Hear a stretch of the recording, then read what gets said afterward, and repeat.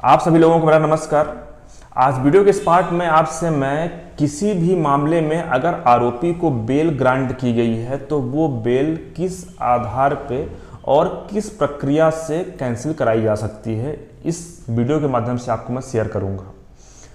मैं आपसे एक मद्रास हाई कोर्ट का जजमेंट भी शेयर कर रहा हूं जिसमें कि पॉक्सो के मामले में आरोपी की बेल कैंसिल की गई है।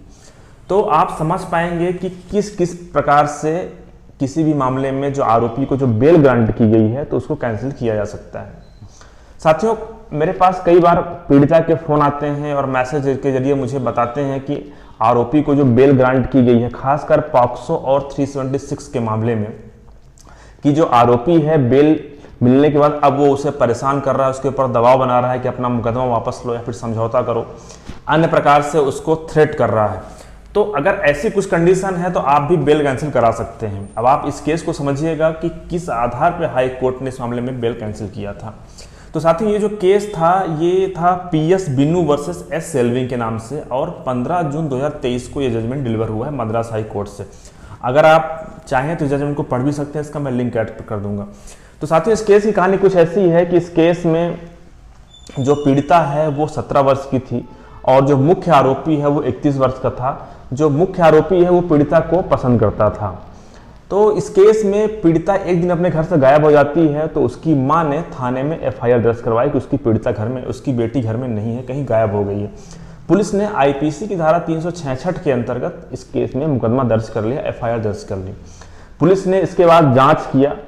जांच के दौरान पुलिस उस लड़की को आरोपी के कब्जे से बरामद करती है और कहानी में कुछ जो पुलिस की कहानी है कुछ इस प्रकार से होती है कि 3 लोग थे इस केस में, 3 आरोपी हैं। उसमें से 2 आरोपी पीड़िता के घर जाते हैं दोपहर को 12 बजे और पीड़िता को उसके घर से किडनैप कर लेते हैं। उसके बाद वो दोनों लोग, जो तीसरा आरोपी है उसका एक पोल्ट्री फार्म है, वहां पे पीड़िता को रखते हैं और जो पहला आरोपी है वो पीड़िता के साथ जबरदस्ती फिजिकल रिलेशन बनाता है 7 दिनों तक। 7 दिनों बाद पीड़िता किसी प्रकार से भाग करके आती है और उसके बाद उसकी माँ को अपनी ये सारी चीजें बताती है। उसके बाद जब ये घटना चल रही थी उसी दौरान जो आरोपीगण जो जेल में थे तो उनको डिफॉल्ट बेल मिल गई। डिफॉल्ट बेल क्यों मिल गई? क्योंकि पुलिस ने टाइम पे चार्जशीट फाइल नहीं किया। जब पुलिस ने टाइम पे चार्जशीट फाइल नहीं किया तो उन आरोपियों को बेल मिल गई। उसके बाद वो लोग बेल से बाहर आ गए। उसके बाद बेल से बाहर आने के बाद उन लोगों ने पीड़िता को सबसे पहले धमकी दिया कि तुम कुछ भी करके ये अपना केस वापस ले लो, नहीं तो तुम्हारे लिए खतरे से खाली नहीं होगा। इसके बाद पीड़िता ने इस बात की शिकायत किया थाने में और पुलिस प्रोटेक्शन की डिमांड किया। पुलिस ने मना कर दिया। पीड़िता पहुंची हाई कोर्ट। हाई कोर्ट ने पुलिस को आदेश दिया, डायरेक्शन दिया कि पीड़िता को पुलिस प्रोटेक्शन प्रोवाइड किया जाए। इसके दिनांक 8 जनवरी 2023 को पीड़िता जब अपने घर वापस आ रही थी तो दूसरा आरोपी ने उसने धमकी दिया। उसे रास्ते में मिला, उसने उसको धमकी दिया और उससे कहा कि अगर तुम अपनी कंप्लेंट वापस नहीं लोगी तो तुम्हारे लिए बेहद मुश्किल होगा, तुम गवाही नहीं दे पाओगे। इस प्रकार से उसने धमकी दिया। पीड़िता ने तत्काल फोन लगाया पुलिस को। पुलिस जब तक आई तब तक आरोपी भाग चुका था, लेकिन पुलिस ने इस मामले में FIR दर्ज फिर से नहीं किया।